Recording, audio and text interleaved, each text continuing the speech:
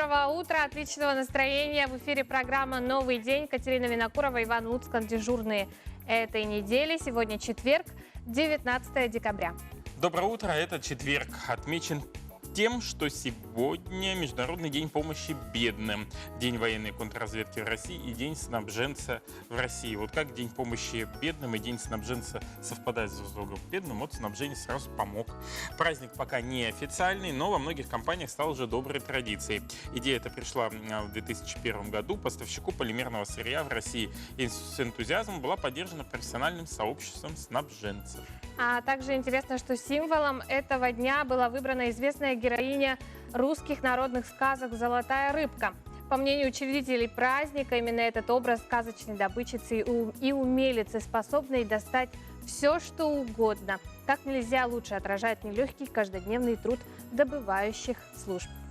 Интересно, что 19 декабря 1997 года состоялась премьера фильма «Титаник». Тот самый нашумевший фильм, когда это, наверное, тот период, когда произошел вновь кинобум и стали все ходить в кинотеатры мы благодаря этому фильму. Кроме этого, в Англии в этот же день был запатентован линолеум. А сегодня в нашей программе мы для вас осветим такие темы, как новый учебный центр для речников. Об этом мы поговорим с нашим гостем в студии, директором Института водного транспорта Ярославом Стреком. О том, что за форум, посвященный вопросам генеалогии, проходит в Якутии, также мы сегодня вам расскажем.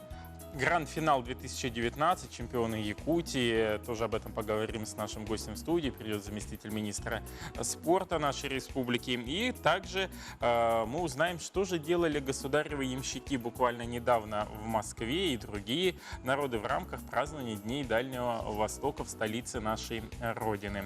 Ну а сейчас, наверное, та информация, которую ожидают большинство родителей начальных классов и не только, в целом в республике. Через минуту мы узнаем, будет ли активированный день или нет. Катя, пожалуйста. Итак, сегодня в центральных Улусах в 6 часов утра температура воздуха составила минус 44, минус 46 градусов. Днем ожидается до минус 39, минус 42 градусов. В Заречье утром минус 45, минус 50, днем минус 41, минус 44 градуса. В южных Улусах минус 33, минус 36 утром, днем минус 29, минус 30. В Вилюйских Улусах минус 36, минус 45 утром, днем минус 33, минус 42 градуса. В Нижнеленских минус 45, минус 48 утром, днем минус 42, минус 43 градуса. В западных Улусах минус 33, минус 36 утром, днем ожидается до минус 29, минус 34 градусов. В Колымо-Эдигирских Улусах минус 36, минус 52 зафиксирована температура. Утром, днем ожидается до минус 30, минус 49. В Янских Улусах минус 41, минус 50 утром, днем минус 38, минус 48 градусов. В северо-западных Улусах минус 32, минус 40 утром, днем ожидается до минус 24, минус 38. В 6 часов утра температура воздуха в городе Якутске составила минус 46 градусов, в районе Гемеин минус 43 градуса, в аэропорту минус 47 градусов. Атмосферное давление 753 миллиметра ртутного столба. Ветер северо-западный 1,3 метра в секунду. Днем в городе Якутске ожидается минус 39, минус 41 градус. Ну и уже по традиции, видимо, ты мне даешь право объявить, Пожалуйста. что да, значит, сегодня в связи с тем, что температура воздуха в Якутске, в частности, в точке измерения в аэропорту минус 46 градусов на 6 часов утра, то, соответственно, активированный день был объявлен для учеников 1-5 класса в соответствии с приказом Управления образования города Якутска. Это касается как города Якутска, его пригородов, также и отдельно городского округа Жатай. Если вдруг температура воздуха изменится и опустится ниже минус 48 градусов, о чем мы постараемся в течение нашего эфира сообщить, то тогда уже активированный день будет объявлен для учеников с 1 по 8 класс. Пока только с 1 по 5 класс. Вот такая важная информация. А мы продолжаем. Сегодня проходит 3-й съезд юристов. Мероприятие приурочено к 25-летию создания общественного объединения юристов нашей республики, консолидации юридического сообщества, расширение взаимодействия с гражданским обществом, с бизнесом, наукой будет помогать юристам Якутии добиваться новых успехов на благо родной республики и ее жителей. Якутия по праву гордится своими юристами. Первые юристы закончили Московский императорский университет, Казанский императорский университет. В 1930-50-е годы была создана Якутская правовая школа, подготовившая юристов для народного хозяйства. Именно они стали первыми юристами. В 1956 году Якутская правовая школа была закрыта, и с тех пор снова в Якутии ждали, когда откроется обучение юристов. Это связано с именем Михаила Михайловича Федорова, основоположником высшего юридического образования в современной Якутии. Именно он, выпускник Якутской правовой школы, в 1982 году добился открытия в Якутском государственном университете сначала набора 25 человек заочной формы обучения, затем уже шагово, последовательно он добивался того, чтобы было создано отделение. В октябре 1994 года был создан на учредительном собрании юридической общественности республики Союз юристов Республики Саха-Якутия. Его возглавил на основе альтернативных выборов Александр Николаевич Ким-Кимен. Затем в 2006 году была она преобразована в Ассоциацию юристов, и с 2010 года мы развиваемся как Якутское региональное отделение Ассоциации юристов России.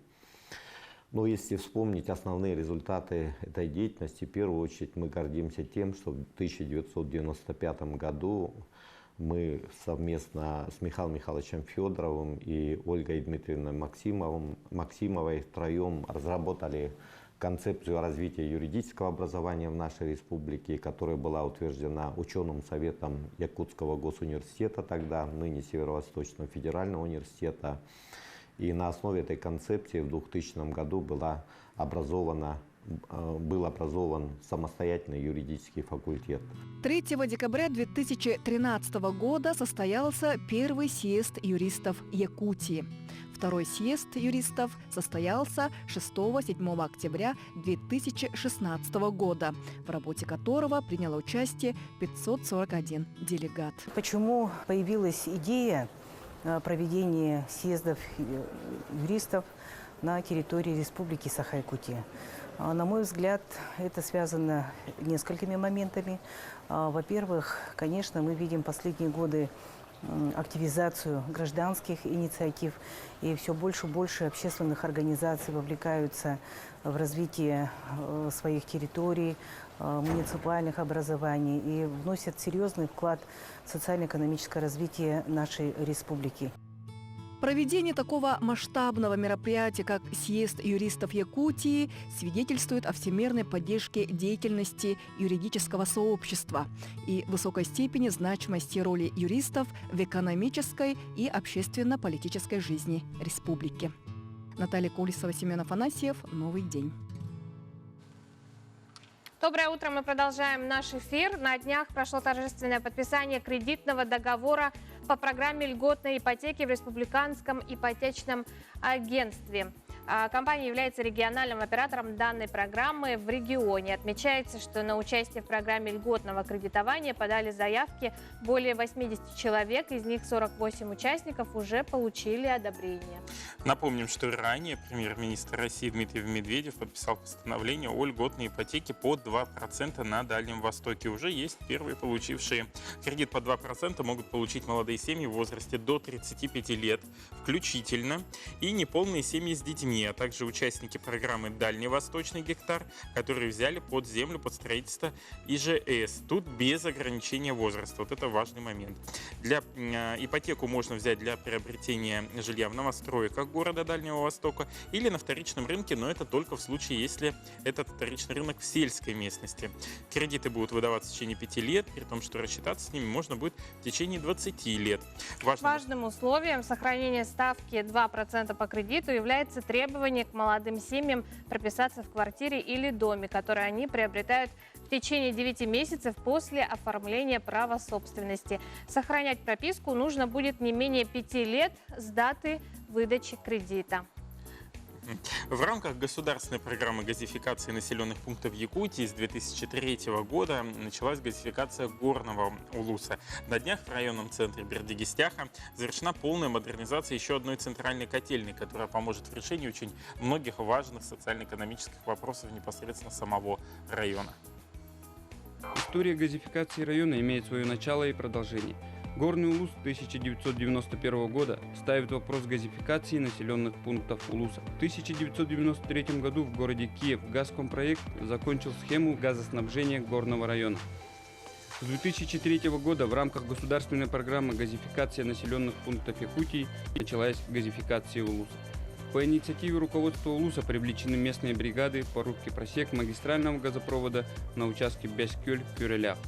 В 2007 году первым газифицированным населенным пунктом Горного Улуса являлось село Бяскёль.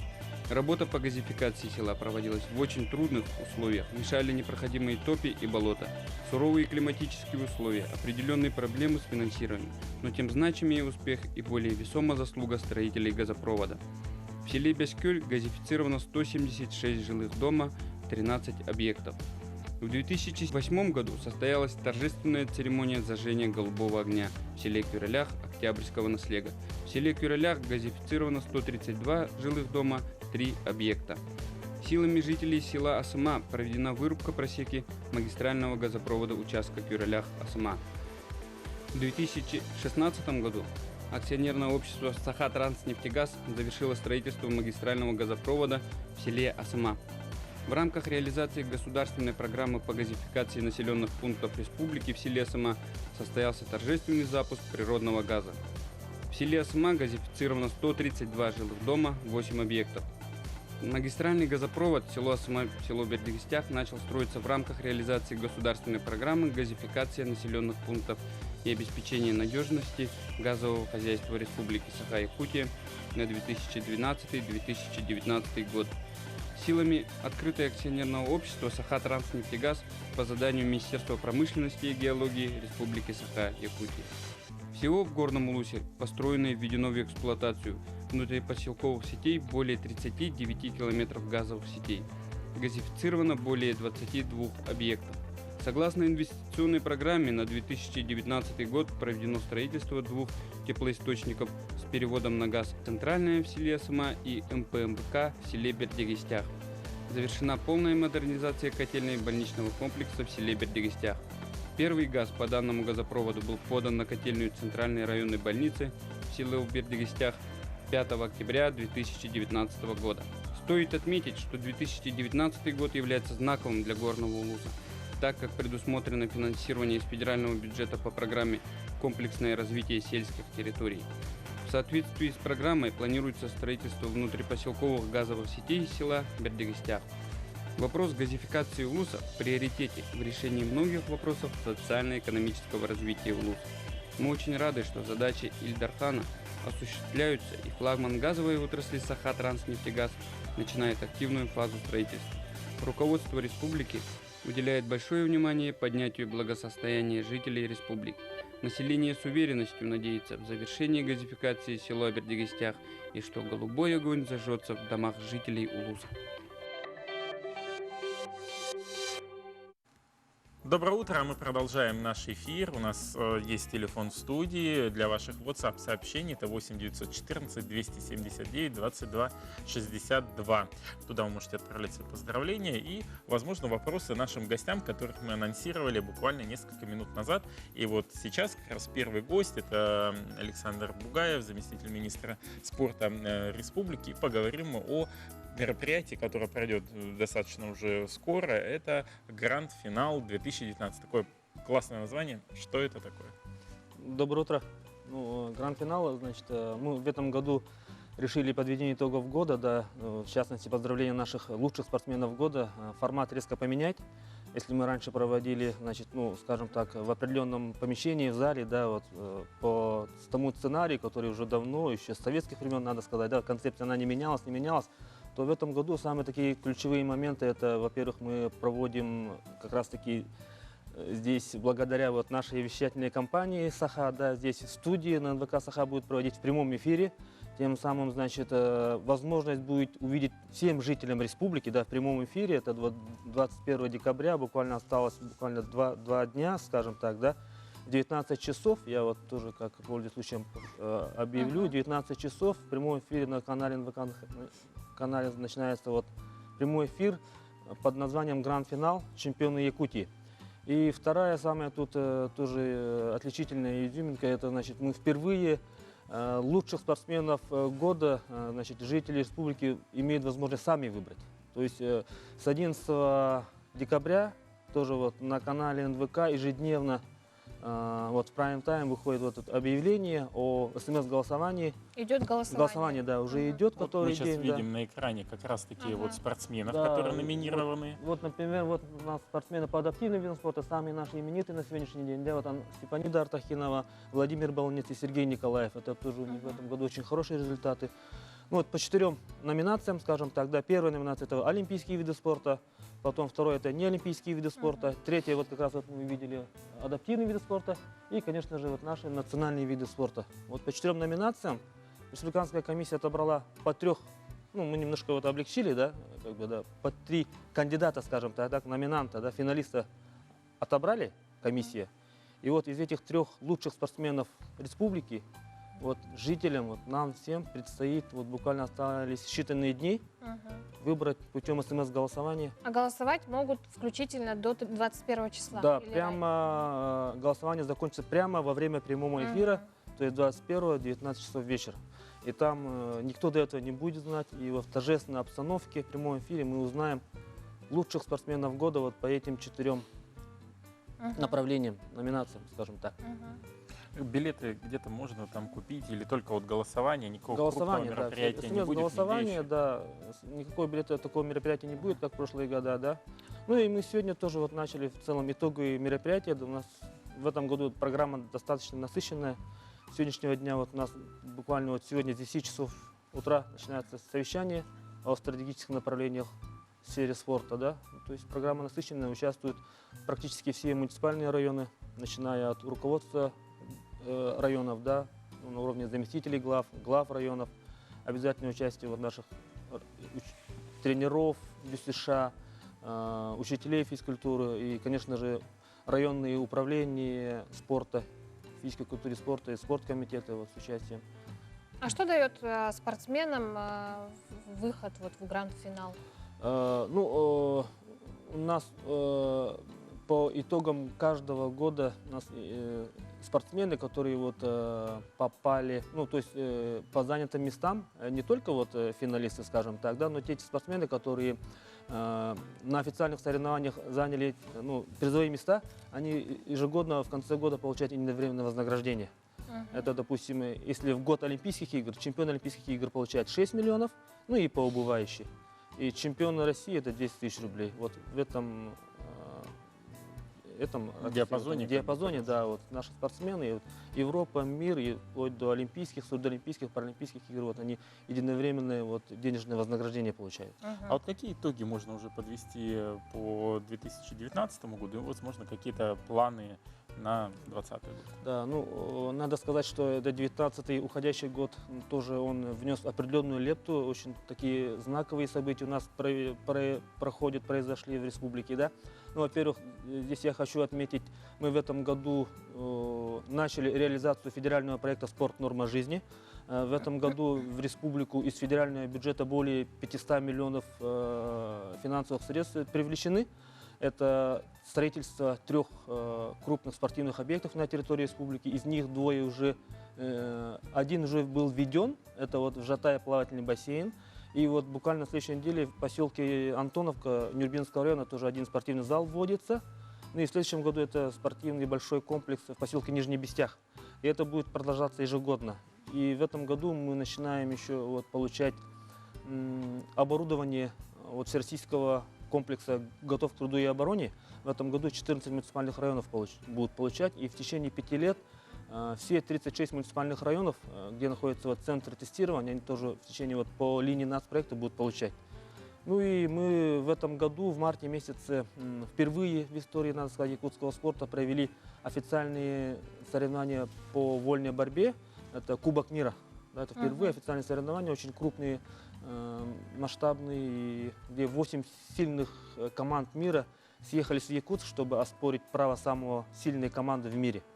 Ну и, конечно же, мы в июле месяце в селе Амга провели вот самые крупные республиканские, я повторюсь, именно республиканские мероприятия, самые крупномасштабные, это вот спортивные игры народов Якутии. Спасибо, Саша, что подошел к нам в студию. Хочется пожелать Спасибо успехов в всех спортивных мероприятиях, которые мы будем проводить на территории республики, и чтобы наши спортсмены только самый высший пьедестал занимали почета на всех соревнованиях. Спасибо. Спасибо. Удачного дня. Сейчас мы продолжим наш эфир, и у нас на подходе сюжет. Ежегодно 9 декабря в России отмечается День Героев Отечества, когда чествуют героев Советского Союза, героев Российской Федерации и кавалеров ордена Святого Георгия и ордена Славы. В Якутском музее имени Ярославского открылась выставка, посвященная нашему земляку, герою соцтруда. Выставка «Дорога к вершине» памяти героя социалистического труда народного депутата Прокопия Иннокентьевича Быканова. Его трудовая деятельность началась в совхозе Верхнеколымский, где он 5 лет отработал трактористом, но, женившись, переехал на родину супруги Марии в Устьянский Улус, который стал для него второй родиной. С 1971 года работает бульдозеристом на горнодобывающем прииске Депутатский. С 1974 года уже ему доверили большую бригаду бульдозеристов. Ну, он так и работал. Очень времени, мало было ему времени дома. Детей почти он увидел. Он приходил. А сколько у вас детей? 3 детей. Внуков 6, правнуки 5 у нас. Всегда вот так учила: честно живите, честно трудитесь, детям своим он говорил. Тогда людьми хорошими будете. Бригада под началом Быканова добилась высокой выработки на единицу техники, освоила и внедрила передовые технологии в условиях вечной мерзлоты. Достойная слава героя соцтруда, это, конечно, разделяет и падает на бригаду. Без бригады он не добился бы таких вот больших высотных достижений. Ну и с одной стороны, конечно, большая заслуга – это нашей мамы Марии Николаевны. Новогодний подарок был прямо в кулечке из газеты. Новогодний кулечек, и там были шикарные конфеты, потому что обеспечение вот Устьянского улуса было очень хорошее. Конфеты были шикарные, но все это пахло мазутом и солярой. Сегодня гордое имя Прокопия Быканова носит Халбакинская средняя школа Вилюйского улуса. На выставке представлены документы, награды, фотографии Прокопия Быканова. Мария Павлова, Семен Афанасьев. Новый день. Якутск. Ну вот стоило только объявить наш номер телефона, как посыпались ваши поздравления. Поздравляем любимого брата Баишева Антона Антоновича с 60-летием. Желаем крепкого здоровья, счастья, долгих лет жизни, на радость детям, внукам.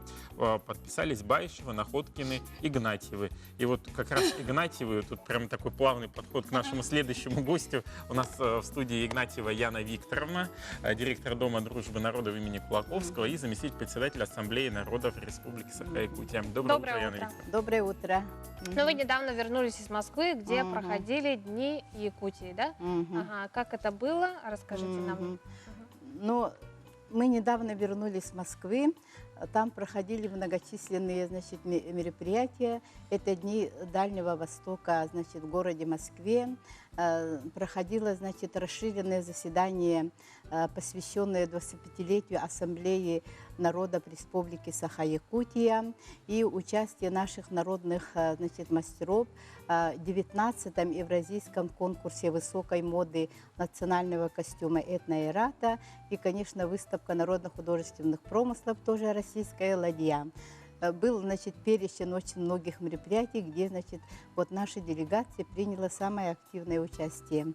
Но самое важное это было для нас, конечно, это проведение расширенного заседания Ассамблеи народов России и Ассамблеи народов Республики Саха-Якутия.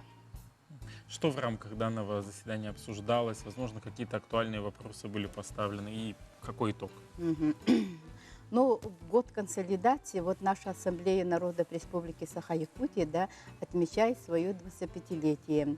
В рамках вот юбилейных мероприятий 25-летия Ассамблеи народов Республики Саха-Якутия, значит, прошли у нас многочисленные, значит, мероприятия не только в городе Якутске, да, но и, значит, в улусах нашей республики. Но самое важное мероприятие это было у нас проведение в ноябре межрегионального форума и самоединства народа к процветанию России, где приняли участие, значит, свыше 10 регионов Российской Федерации и, значит, все подразделения Ассамблеи народов Республики Саха-Якутия.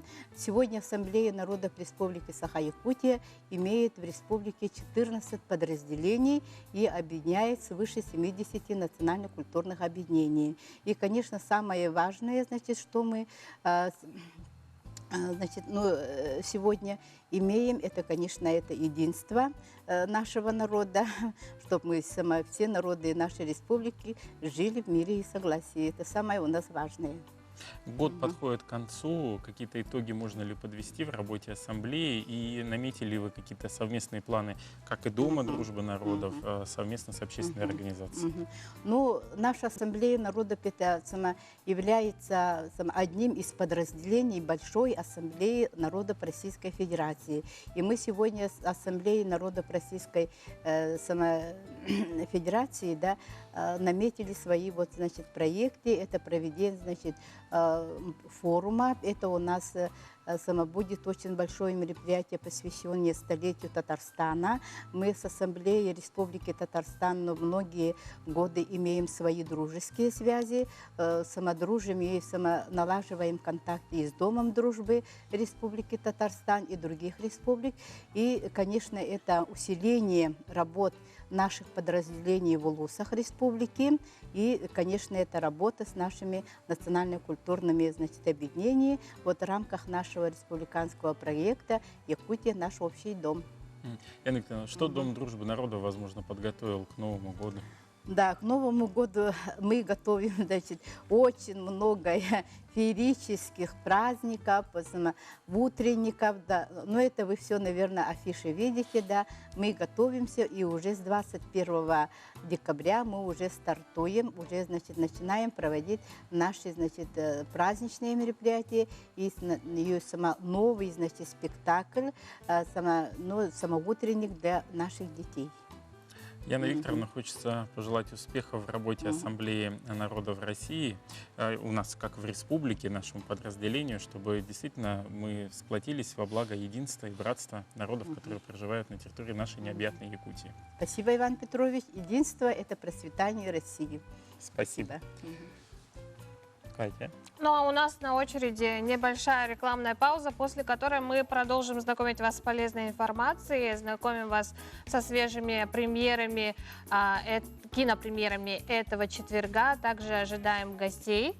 Да, к нам придет руководитель директора водного транспорта Ярослав Стрек. Кроме этого, к нам придут, расскажут о форуме генеалогии. Тоже интересное мероприятие, которое проходит в Якутии. Так что оставайтесь с нами. А пока пауза.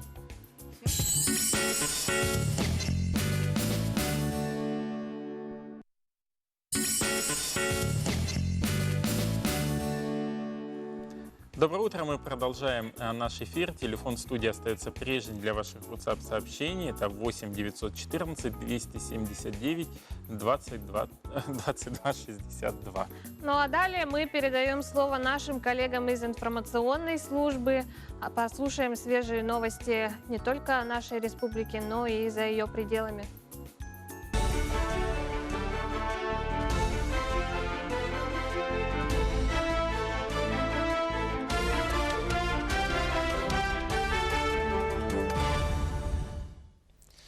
Здравствуйте! В прямом эфире новости, в студии Андрей Погорелов с информацией к началу дня. Жители Дальнего Востока, которым с прошлой недели стала доступна льготная ипотека под 2%, подали уже почти 1400 заявок на получение таких кредитов. Мера необходима для привлечения молодежи в регион, где наблюдается сложная ситуация с квалифицированными кадрами. Программа позволяет молодым семьям и участникам Дальневосточного гектара получить кредит размером не более 6 миллионов рублей по ставке 2% годовых на срок до 20 лет. Воспользоваться льготной ипотекой могут семьи, в которых каждому из супругов еще не исполнилось 36 лет. Под программу попадают и неполные семьи с детьми. В Якутии все нуждающиеся участники Великой Отечественной войны обеспечены жильем. Ход реализации плана мероприятий по подготовке к проведению празднования 75-й годовщины Великой Победы обсудили на заседании оргкомитета под председательством главы региона. Как отметил Айсан Николаев, вопросы подготовки крайне важны. Необходимо эту работу вести четко по заданному курсу. У нас осталось совершенно мало ветеранов Великой Отечественной войны, 57. Особое внимание сегодня уделяется именно им. И вот мы уже знаем, что во время послания было указано, Арсений Сергеевич подтвердил, что действительно будут выделены бюджетные средства для участников войны в размере 100 тысяч рублей. И впервые за всю историю этого периода будет оказана материальная помощь всем детям войны. Это новая категория, она в республике узаконена, хотя на федеральном уровне этого нету. Между тем, по многочисленным просьбам якутян глава республики принял решение о переносе выходного дня с 28 на 31 декабря. Накануне указ был подписан, об этом Айсан Николаев сообщил в своем аккаунте в Твиттер. Отмечается, что выходные дни изменятся для работников организаций, финансируемых из бюджета Якутии. И к другим темам. На заседании коллегии Министерства экологии в Якутске подвели итоги года по проведенной работе и оценили деятельность региональных природоохранных органов. Спикеры озвучили данные по выполнению национальных проектов, нацеленных на улучшение экологической ситуации. Так, в этом году Якутия стала частью национального проекта «Чистая страна», в рамках которого провели работы по сохранению лесов, закупке лесопожарной, патрульной техники и ликвидации накопленного экологического ущерба. В этом году один из наиболее успешных проектов – это сохранение лесов в рамках федерального национального проекта «Экология». В рамках этого мероприятия проведена работа по лесовосстановлению, более 50 тысяч га, а также закуплена лесопожарная, лесопатрульная техника, более 70 единиц. Покорители холода практически готовы к экспедиции в два самых экстремальных района Якутии – Аймиконский и Верхоянский. Международный кубок стартует 12 января, в дни, когда столбик термометра опускается до нижнего предела. Команды исследователей будут изучать Якутию, чтобы ответить на вопрос, в какой же точке региона в январе самая низкая температура. Проект должен стать многолетним. Сначала это будут тестовые маршруты, затем такие поездки планируется сделать ежегодными. Международный проект, как считают эксперты, поспособствует продвижению региона как самого холодного места на Земле. Актированный день продолжается. Температура наружного воздуха в Якутске сегодня опустилась ниже 46 градусов. Это свидетельствует о том, что столичные школьники с 1 по 5 классы сегодня не учатся. Это касается учеников также с 1 по 5 класс сел Амга, Сыкырыр, Батамай, Верхний Вилюйск, Намцы, Сангар, Усть-Майя и города Покровска. А в Аймиконе, Чорапче не пойдут учиться ученики с 1 по 8 классы. А в Батагай и Бердигистяхе и Верхоянске для всех классов объявлен актированный день. Там сегодня, по данным, на 6 часов утра ниже 50 градусов.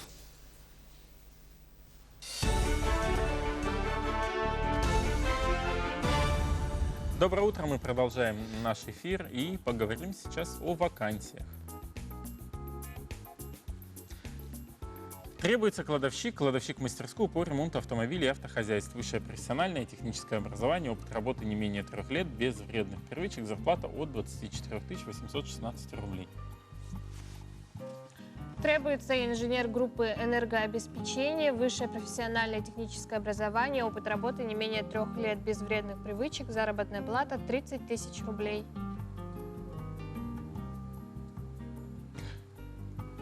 Требуется слесарь-сантехник 2-го разряда, 6-го разряда, среднее техническое образование, сантехник 2-го, 3-го разряда, 4-го, 5-го и 5-го, 6-го разряда. Опыт работы не менее 1 года, без вредных привычек и зарплата от 24 816 рублей.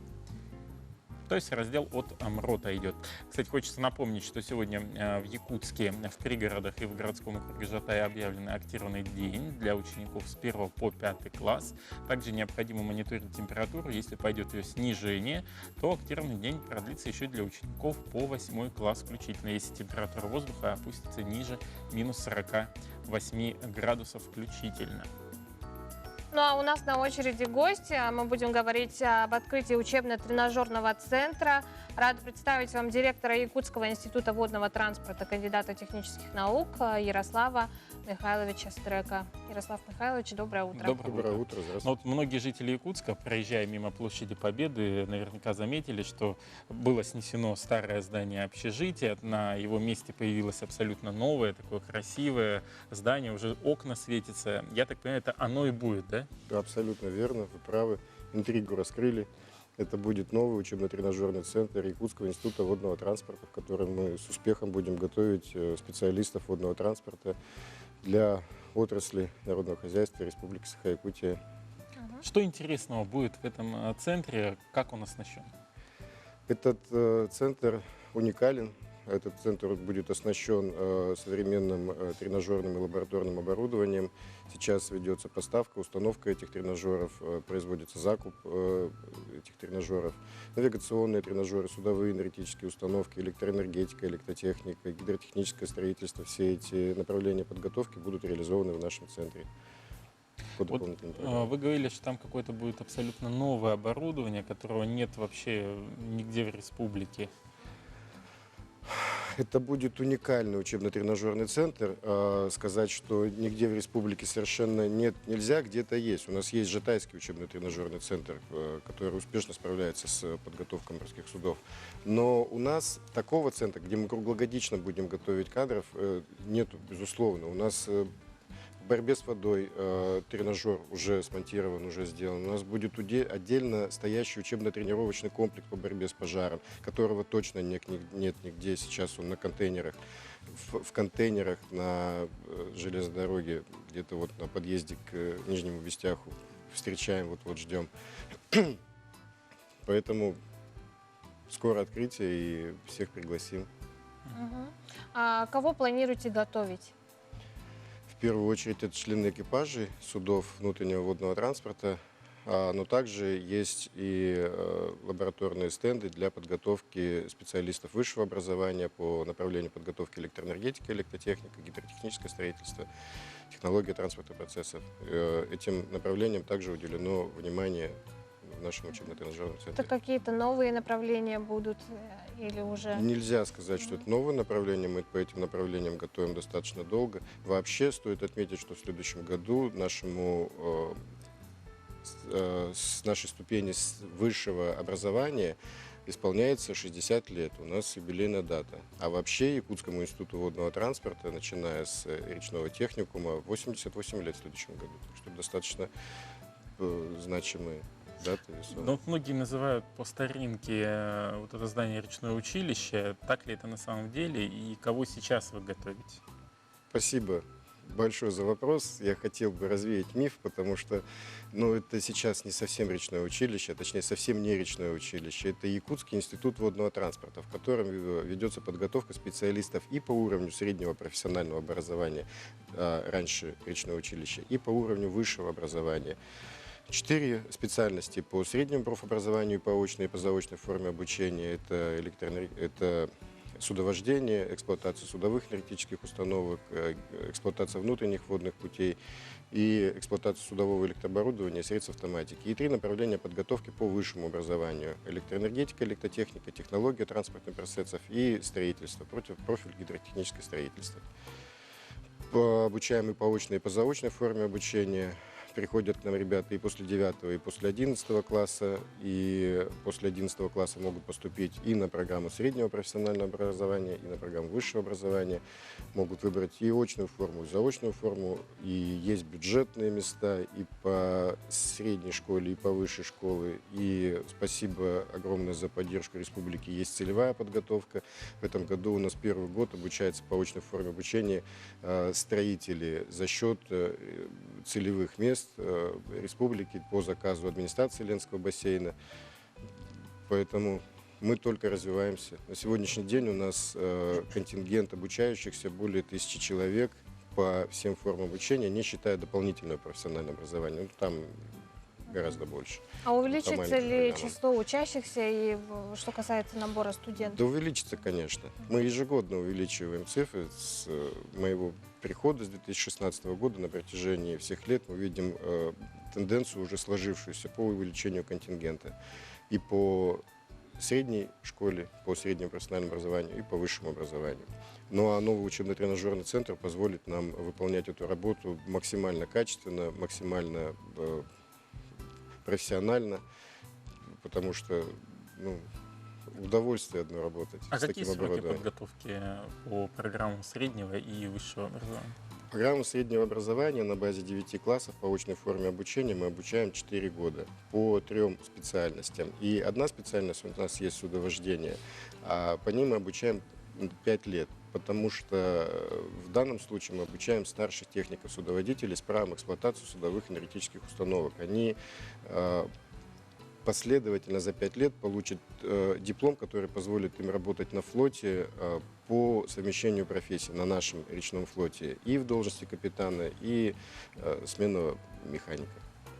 Спасибо большое, Ярослав Михайлович, что подошли к нам в студию. Хочется пожелать институту дальнейшего развития, успешного запуска нового учебного корпуса. Я думаю, что в этом учебном курсе действительно будут готовить профессионалов своего дела. Успехов. Успехов вам. И с наступающим Новым годом. До свидания.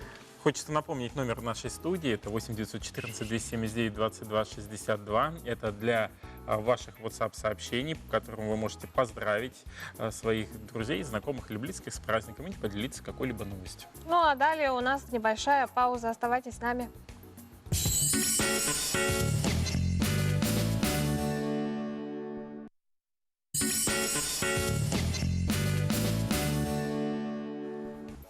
Доброе утро! Продолжаем эфир нового дня в прямом эфире на канале НВК Саха. Напомню, что с 8 часов вы можете нас увидеть в повторе на канале Якутия-24 и общественном телевидении России. Напоминаю вам, что сегодня четверг, 19 октября. Какой будет сегодня погода, узнаем прямо сейчас. Итак, сегодня в центральных Улусах в 6 часов утра температура воздуха составила минус 44, минус 46 градусов. Днем ожидается до минус 39, минус 42. В Заречье минус 45, минус 50 утром, днем минус 41, минус 44. В южных Улусах минус 33, минус 36, днем минус 29, минус 30 градусов. В Вилюйских минус 36, минус 45 утром, днем минус 33, минус 42. В Нижнеленских минус 45, минус 48 утром, днем минус 42, минус 43 градуса. В западных Улусах минус 33, минус 36 утром, днем минус 29, минус 34. В Колымайдигирских минус 36, минус 52 утром, днем минус 30, минус 49. В Янских минус 41, минус 50, днем минус 38, минус 48 градусов. В северо-западных минус 32, минус 40 утром, днем минус 24, минус 38. В 6 часов утра температура воздуха в городе Якутске составила минус 46 градусов, в районе Гемеин минус 43 градуса, а в аэропорту минус 46 градусов. Атмосферное давление 753 миллиметра ртутного столба, ветер западный, северо-западный 1,3 метра в секунду. Днем в городе Якутске ожидается минус 39, минус 41 градус. Вот вчера мне скидывали из разных WhatsApp-групп переписку коллег, где говорили о том, что вот Луцкан сказал, что не учимся. и поэтому все не учатся. Но на самом деле, это говорит Якутское управление по гидрометеорологии, по мониторингу окружающей среды, их метеостанция, о том, что на улице сегодня в районе аэропорта минус 46 градусов, а я лишь озвучиваю эту информацию, то, что минус 46, дети с 1 по 5 класс не учатся, но все равно мониторьте состояние температуры. Почему? Потому что если температура воздуха опустится ниже 48 градусов после 11 часов, то тогда не будут учиться и ученики второй смены с 1 по 8 уже класс. Поэтому будьте внимательны, следите за новостями. А мы продолжаем. Новые «Звездные войны», еще несколько поводов встать с дивана в эти выходные. Какие-то из декабрьских кинопремьер мы ждали годами, а один фильм даже более 40 лет. Но есть среди них и неожиданные новинки, которые вас обязательно покорят. Знакомимся с ними в нашей рубрике «Киноафиша».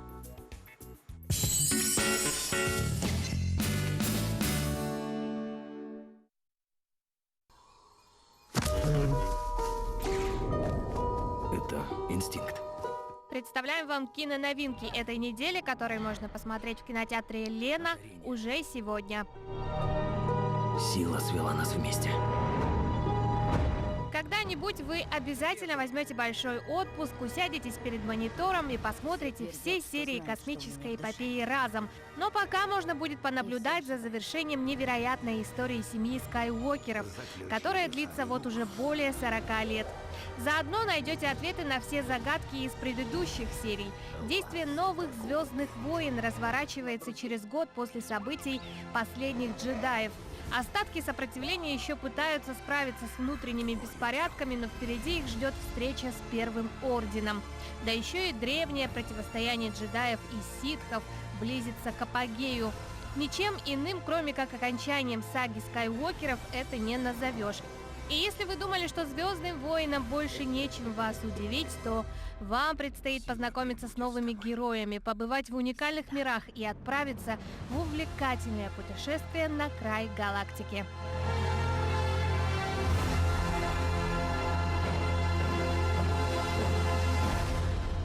Вы отлично поработали в этом семестре. Желаю всем хороших каникул и веселого Рождества. Как дела, дамы? Готовы оторваться? Сколько же историй об американских студенческих братствах подарил нам кинематограф. Но в большинстве случаев студенты в них издеваются над ботаниками, занимаются спортом, ничего не смыслят в учебе, зато отрываются на полную катушку. «Черное Рождество» покажет обратную сторону братства, в котором все замешано на опасных и кровавых традициях. Нет, пожалуйста! История проста и случилась в 1000 фильмов. Телефонные звонки, угрозы убийством, пропавшие девушки, маньяк. Но почему-то за всех героев «Черного Рождества» начинаешь переживать. Пропала. В 9 случаях из 10 девушка просто осталась у своего парня. Я поставлю вас на колени.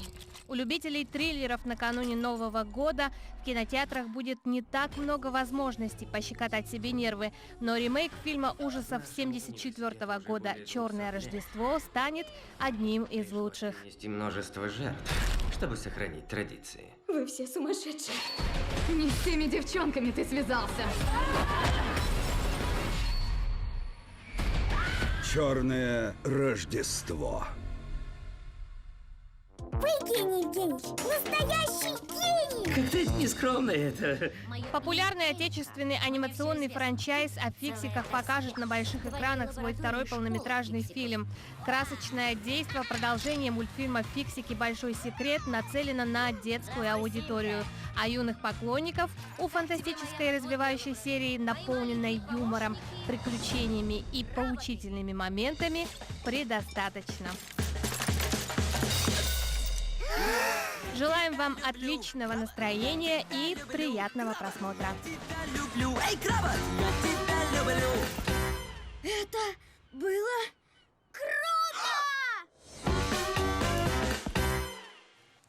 Тема родословия, генеалогии, она волнует очень многих, и с возраста мы начинаем понимать, что очень много информации хранит и тайн наше генеалогическое древо. О форуме, который проходит сейчас в Якутии, и не только, мы поговорим с гостями в нашей студии. Это Руслан Васильевич Васильев, председатель Якутского республиканского отделения Всероссийского общества охраны памятников истории и культуры. Доброе утро. Доброе утро. И Киркинский Дмитрий, автор программы «Родословие древа жизни». Он приехал к нам из Новосибирска. Доброе утро, добро пожаловать в чуть-чуть прохладную Якутию. Да. Катя, пожалуйста, есть возможность задать уникальный вопрос. Первый съезд родословия народов республики как раз-таки проводится, да?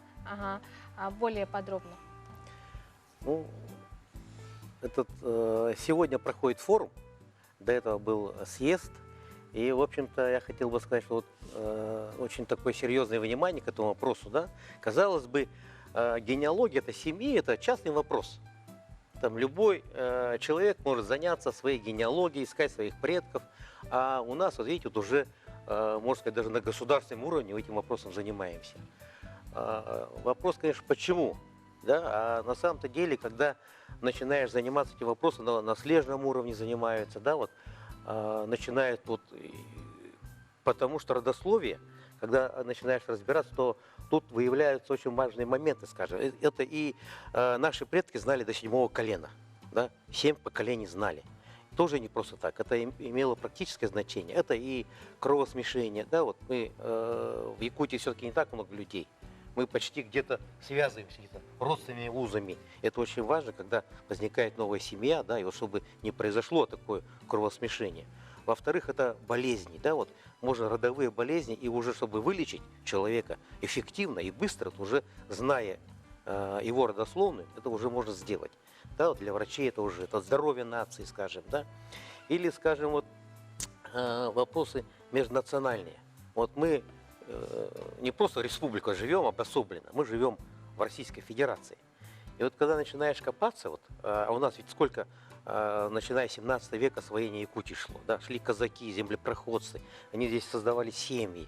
И вот когда начинают смотреть свои родословия, у них какие-то, казалось бы, прадеда знает, вот он здесь вот наш якут местный, а оказывается, и корни уходят глубоко в Великий Устюг, скажем, да, или куда-то в Центральную Россию. Знаешь, это, и тогда ты начинаешь осознавать, что действительно ты не просто вот живешь в Якутии, житель республики, да, а ты россиянин. И нас всех связывает вот эти вот родовые корни. Знаешь, это очень важные такие моменты. Или, скажем, вот вчера Борис Моисеевич Кершенгольц сказал такую интересную мысль, как бы как человек науки, о том, что наши вредные привычки, да, вот, они сохраняются на наших потомках 3 поколения. И вот когда ты это человек осознает, он начинаешь думать и осознаешь, что ты не просто вот, живешь ради себя, а оказывается, то, что ты заложил в себя отрицательное, это значит, у нас алкоголизация, наркомания или какие-то страхи какие-то у меня возникают, они передаются 3 поколения. Вот как раз о поколениях, я так понимаю, Дмитрий разработал и программу определенную, чтобы узнать, кто за кем, там, где и как. Что это за программа? Да. Программа «Древо жизни» — это программа для построения генеалогических деревьев. То есть у нас как бы в любом исследовании 2 этапа. Сначала мы работаем с источниками, собираем данные, опрашиваем там старшее поколение, какие-то семейные архивы собираем, но потом возникает необходимость эти все данные как-то наглядно представить так, чтобы это всем было видно, всем было интересно. И вот как раз для этого есть программа «Древо жизни», которую можно загрузить с сайта древо.рф, установить себе на компьютер и попробовать с ней поработать. Это все очень просто. Вводите данные. Данные свои, получается? Ну, свои или чьи-то данные. Вводите информацию о событиях, которые персон объединяют, да, то есть рождение объединяет родителей ребенка, свадьба мужа и жену, а программа уже сама строит вот это вот родословное дерево. До скольки связей можно построить? Вот. Без ограничений. То есть программа может строить и дерево прямых предков и потомков, может всех кровных родственников, может вообще всех родственников. То есть даже родственников своей жены вы в этом дереве увидите. И мало того, они все будут подписаны, кем они по отношению к вам являются. Тоже автоматически программа делает. А вот есть идеи, чтобы как-то с архивными данными, возможно, поиск родственников, о которых мы даже не догадываемся. Сейчас же цифровые технологии позволяют. Ну, это. Работаете не ли стоит над их этим? преувеличивать пока, потому что архивы у нас пока в основном все-таки не оцифрованные. Вот, и поэтому работа в архивах все-таки это пока дело генеалогов, которые этим занимаются. Ну, может быть, какие-то родственные фамилии необычные. Вот как-то можно ли найти благодаря этому? Ну, соцсети есть у нас. То есть в соцсетях, в принципе, да, работает поиск. Хотя, ну, не всегда люди, конечно, идут на контакт, потому что как бы, мотивы бывают разные. Вот. Но, в принципе, уже, да, есть сайт «Подвиг народа», да, есть сайт «Мемориал», где есть информация о воевавших людях. То есть, в принципе, кое-что можно найти уже в интернете, да. Спасибо большое, что подошли к нам в студию. Да, Руслан, время, к глубокому сожалению, уже подошло. Да, хочется пожелать удачи в проведении форума, и чтобы действительно он прошел на высоком организационном уровне и было интересно всем его гостям и участникам. Спасибо. Удачи Дмитрию здесь у нас в Якутии. Всего доброго. На этом мы прощаемся и передаем слово нашим коллегам. Оставайтесь с нами, не переключайтесь.